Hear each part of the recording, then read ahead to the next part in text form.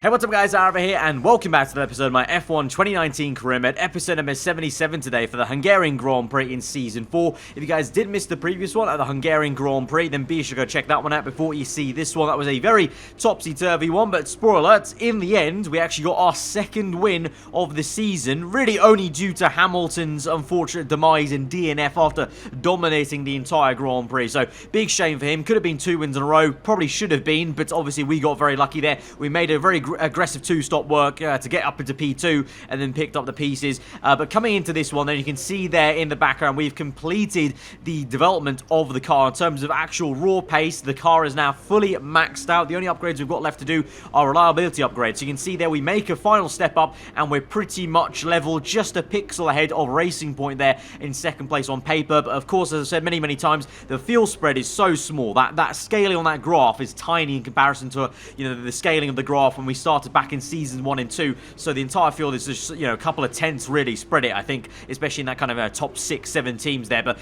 going into this weekend, we have some unfortunate penalties to take. We've got to change 2 components, the MGUK and the control electronics, so we will have to take grip penalties today, but I'm going to take qualifying anyway and see how we do, because I want to see the raw pace of the car, and hopefully, as has been the case for the last 2 episodes now, the car is actually feeling and looking pretty damn decent in comparison to the other teams around us. Obviously, there was a massive shift of points last episode due to Sergio Perez not having a great race, so we do lead the championship right now going into this one there for the kind of effectively second half of the season. So let's get going and see how this car goes around the Spa-Francorchamps circuit. It's qualifying time at Spa, one of the mightiest tracks on the Formula One calendar. Long straights, up and downhill, Eau Rouge as well. This track isn't for the faint-hearted. When it comes to getting lap time out of this circuit, it's traditionally been about maximising top speed. Do you simply remove as much downforce as possible, hang on in the corners and max out down the straights? Top speed is a key factor for this circuit. Even if you can achieve the same lap time as someone running less wing than you, chances are you'll find overtaking difficult if you have too much drag.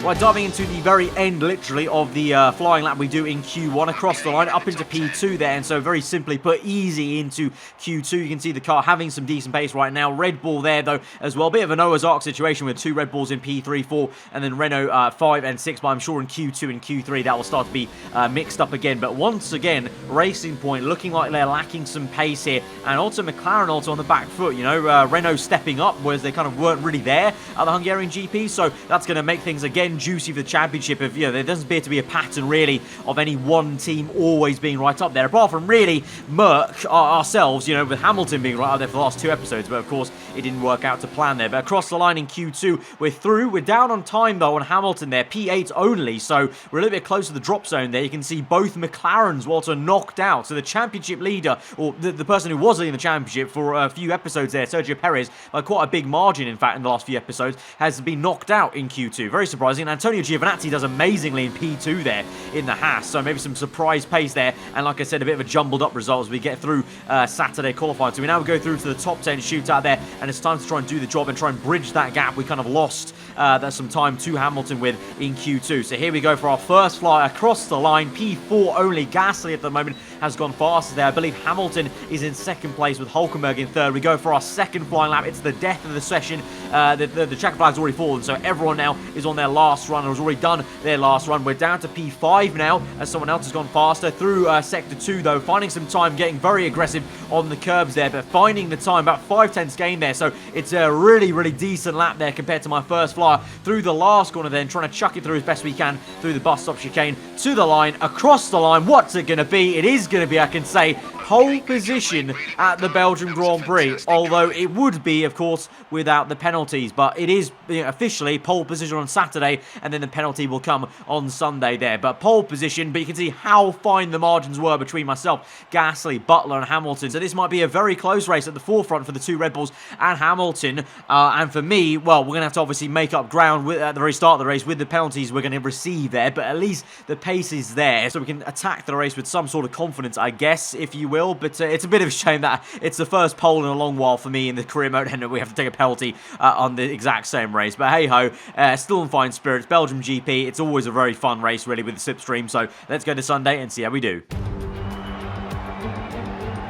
In the 48 races held at Spa between 1950 and 2015, The race winner has only started from pole position on 16 occasions. Qualifying yesterday may have set the order for today, but expect the unexpected here at the Belgian Grand Prix. As the saying goes, of course, anything can happen. And you know what? It usually does. So here we are once again, ready to go racing through the Ardennes forest. 4.35 miles of long straights, fast corners and massive elevation changes. It makes this not only one of the most exciting circuits on the calendar, but one that makes for some consistently high quality racing as well. Simply put it, there really is no place quite like Spa. And it's an absolute pleasure to be joined once again by Anthony Davidson. Let's talk about the engineer. That was a great win in the last race. Can they keep that momentum going this weekend? There are never any guarantees in this business, but certainly the performance last time out would have boosted their confidence coming into this one. It's time to see how our drivers are stacking up after yesterday's exciting qualifying session. Pierre Gasly lines up on pole position and Devon Butler lines up alongside. As we continue through the rest of the grid today, we have Hamilton, Hülkenberg, Charles Leclerc and Verstappen, Kvyat, Giovinazzi, Perez and Lando Norris. Stroll, Weber, they've taken a grid penalty, Valtteri Bottas and Russell. Grosjean, Vettel, Kimi Raikkonen and Daniel Ricciardo, Magnussen and the engineer. And with lights out just moments away, it's time to go down to the track. Alright, so here we are then on the grid for the Belgian Grand Prix. We start in last place then. Funnily enough, I actually didn't fully clock that we'd actually be starting last with the penalties we had. And then I remembered, okay, yeah, you'd get a 10th place, one for each component. We changed 2, so we're always going to start in last place. So that was a little bit of a dirt moment for me in terms of not remembering that, but there we go. So we are doing a last question mark challenge basically here at the Belgian Grand Prix, but we have that pace for pole position, so the pace should be there in the car. It'll be a one stop from the soft tar to the mediums. Of course, we have to start on the soft compounder tar that we qualified on Q2 on, but that won't be much of an issue. We're going to make quite an early stop, you know, the first 8 or 9 laps there, and it is a pretty easy one stop now with the tyre wear levels as it has been for a lot of these races. I don't think a 2 stop that will be working out like the Hungarian GP. I think Belgium very much will be a 1 stop, and it'll be all about trying to use the engine power and use the slipstream to our advantage up the hill towards the Kemmel Straight and also the back straight through Blanchimont as well. That's going to be so powerful as it has been for the last few years on the Cody's F1 games. So once again, as has been the case in the last 3 episodes, we start on the back foot compared to our teammate Hamilton, but obviously we know what happened last time out of the Hungarian GP, so never say never in Formula 1. Here we go then to 5 red lights to the Belgium Grand Prix. The second half of the season is underway, and it's an electric start there. That was the most pin-perfect start you could have hoped for there in terms of I released the clutch the second the pixels went out for the 5 red lights there. Unfortunately to turn 1 though, gets squeezed quite aggressively there by the Alfa Romeo and also into the Haas of Grosjean on the left there, and Magnussen made a great dive bomb down the inside. Fair play to him on the inside there, so kind of ruined this start. So we're still P18 then, probably should have been at least P16 I would say in turn 1 off that start, but yeah, that was literally insane. That was almost like a Valtteri Bottas sort of moment of, did I release the clutch preempting the lights going out or did I not? Obviously being a video game, there's no really margin for error for that kind of thing, so we're all good. And so now we make a dive bomb down the inside to make the move stick on 2 cars there, so up into P15, a triple overtake effectively, as well as we slipstream Sebastian Vettel early on the Kemmel Straight. Now we have a look on the left-hand side of Magnussen, get boxed in though by Lucas Weber in the Renault there, and having a bit of an issue here trying to get through. These cars are going very slow compared to what I feel like I can do through those corners. Like literally I'm having to brake check myself, let go of the throttle earlier because they're simply not going fast enough. So here we go now, dive bomb down the inside. I didn't even mean to make that move. I thought I was just going to basically have a look to the inside, but in the end had to make the dive there because Magnus was going so slowly, and he goes so slowly that Russell gets him. So a bit of a weird, frustrating first lap there for me, to be honest, and opening few laps here as we dive down the inside Lucas Weber, who's also going slowly, but we know the Renault has some pace there because Verstappen qualified quite highly and was up there with Renault. So it's really just a case of all these other cars, the Toro Rosso, Bottas, the other cars ahead of him, the Alfa Romeo there, and also even the McLaren's going slow for some reason. This race there, they're just so much slower than I feel like I can go, and so much slower than I think I know some of these cars can go. I'm pretty sure Bottas could go fast in this because Leclerc qualified up in the top 10 positions there, and Weber, like I said, definitely could. So I don't know what it is in the 2 McLarens after, you know, obviously like I mentioned, Perez was leading the championship for a few episodes here. he's nowhere. McLaren are nowhere this episode, so very, very confusing all round. But we're on lap 4, still looking at the back of this train and a part of this train, because actually Weber's now closed up to me once again. So we're going so slow here because of the cars ahead of me that now Weber's re-closed up to me. So now we're going to make a move around the outside, try to get at least one move done on Bottas there. Have a look around the outside, Lance Stroll, but in the end, Bottas will keep on fighting there. Around the outside he goes of me. We're going to squeeze him out in the same way he tried to squeeze me out on the left-hand side there. And we're up into P12. Weber will have now a good run to him down the inside of P1, and he gets the job done. Lucas Weber does. As we now move on to the beginning of lap number 5, then right up the gearbox of Lance Stroll. Unable to make a move, though, on the exit there because the cars are so quick off the line with the acceleration there. And just confirming to my team that I want to change the strategy, although, to be fair, I might just go with my own kind of thoughts instead of what they are suggesting to me. Kind of it depends on how these tyres feel after a few laps. But here we go, then making the move on the left-hand side. It's side-by-side for the two McLarens, and 3 wide, actually, as it's, I think, one of the Giovinazzi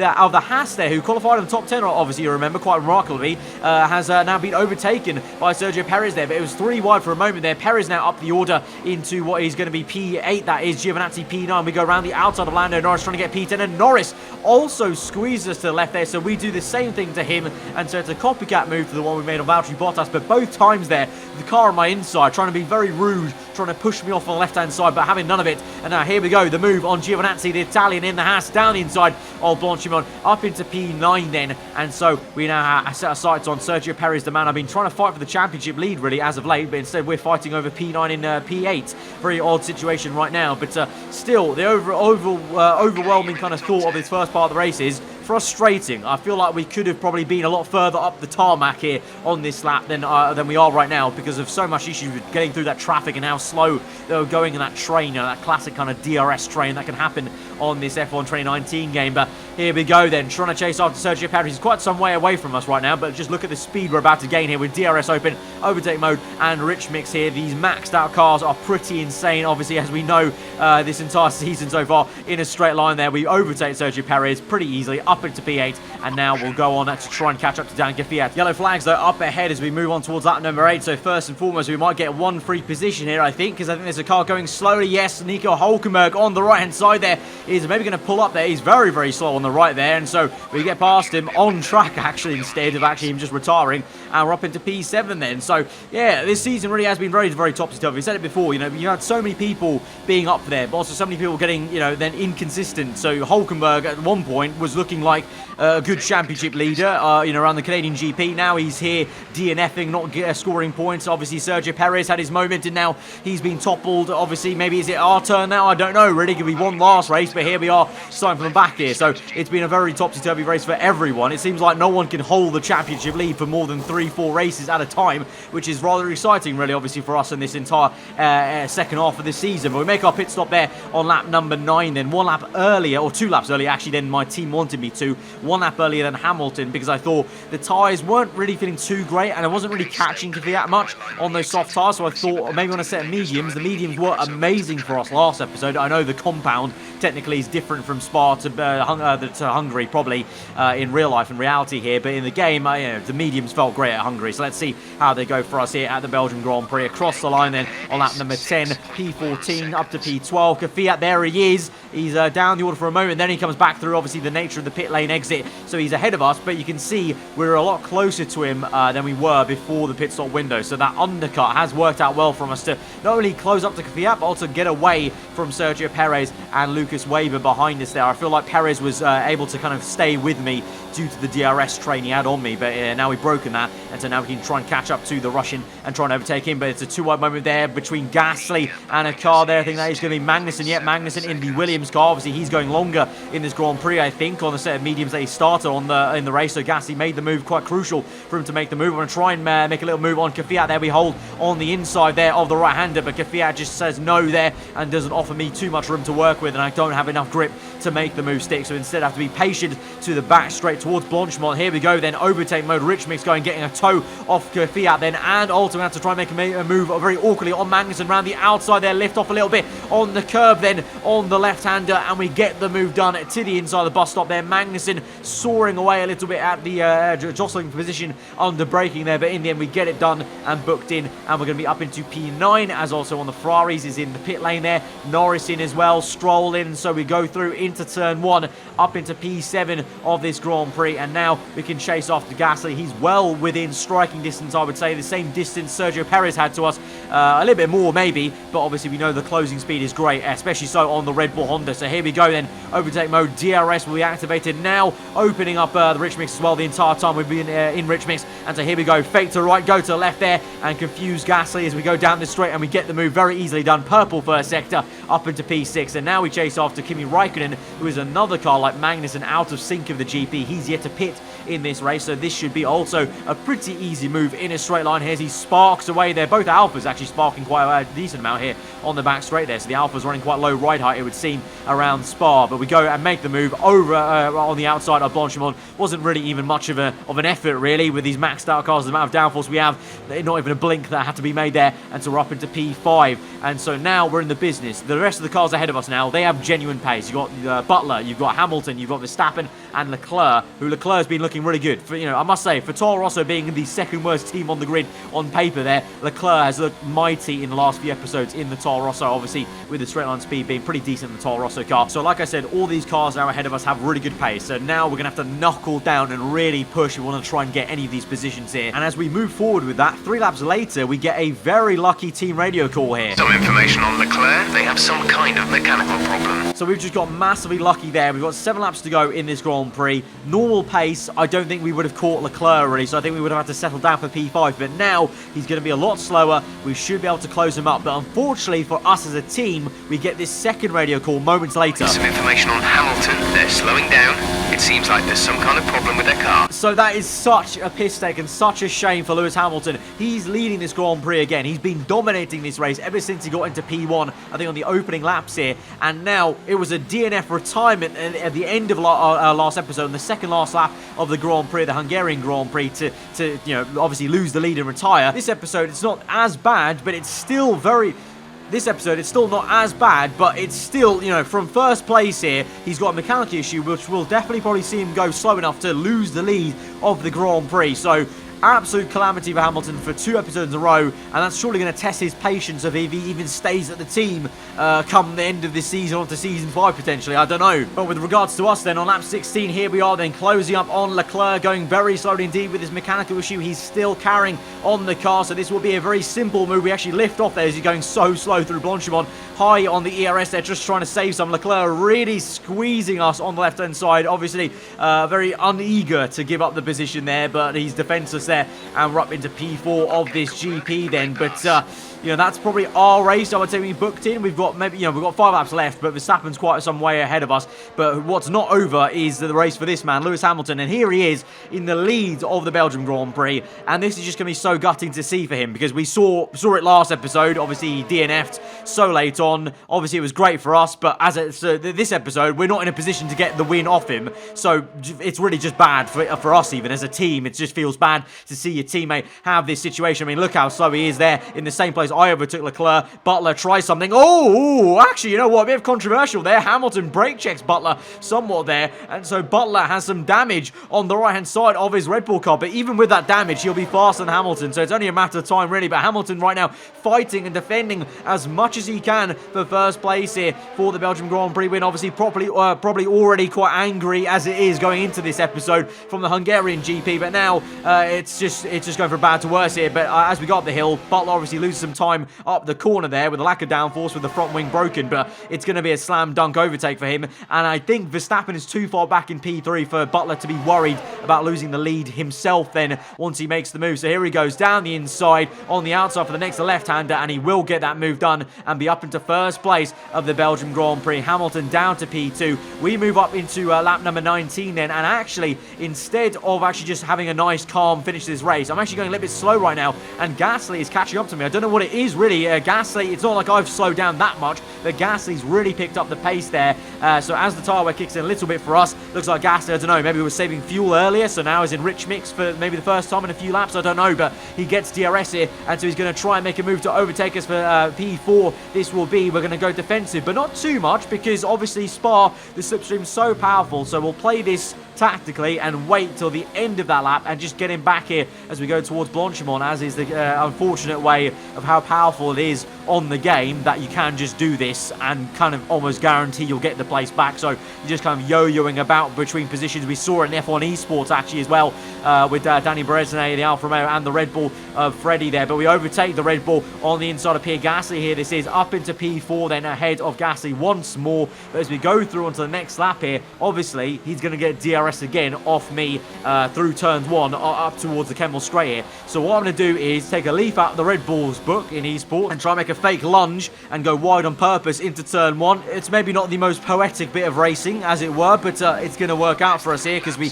play the dummy. Biggest Wily or Fox move you can make in the rule book, basically, in F1, and we're going to get the place back very easily with DRS, of course, down the Kemmel Straight, and that will hopefully be the end of the saga for us here in this race today. And unfortunately for Hamilton and the Mercedes team here, the bad news continues for us, as Hamilton now is so slow still in this Grand Prix that Verstappen has closed up to him. So not only is he going to lose the lead, he's going to lose second place here and be on the third step of the podium. Verstappen will come through on the right-hand side. It's a very easy move for him, and so it's going to be Butler who will go on to win this Grand Prix. Verstappen will be in P2 and Hamilton P3. Unfortunately for us personally, he's not going to be slow enough, and there's not enough laps for me to actually catch up to Hamilton with this issue he's got, so he will still stay on the podium. So it's still a podium. It's not like he's DNF'd at the Grand Prix, but it's still a massive kick in the teeth compared to winning a race here. So he could have had potential 3 wins in a row in these last 3 episodes, and instead he's had 1 win, 1 DNF, and 1 P3.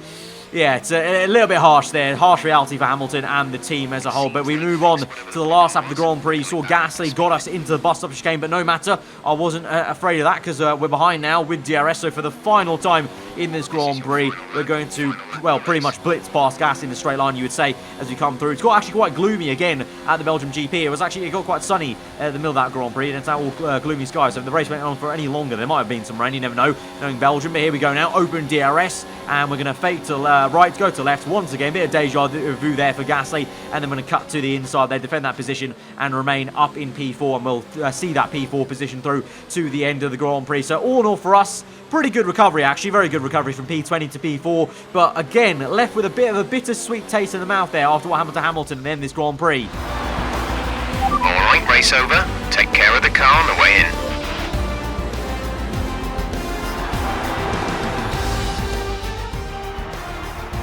Victory for the team from Milton Keynes then, after a quality performance. Anthony Davidson, how do you think they were able to set themselves apart today? Well, this was a real team victory. They put together a solid strategy today that appeared well suited to the conditions out on track. The driver did everything that was expected of them in the moment to really execute the team's plan to perfection, a shining example of how F1 really is a team sport. The drivers are en route to the podium as we speak. What a fantastic win for the Red Bull team. They performed exceptionally today, keeping us firmly on the edge of our seats throughout the entirety of the race. Congratulations to everyone at the team.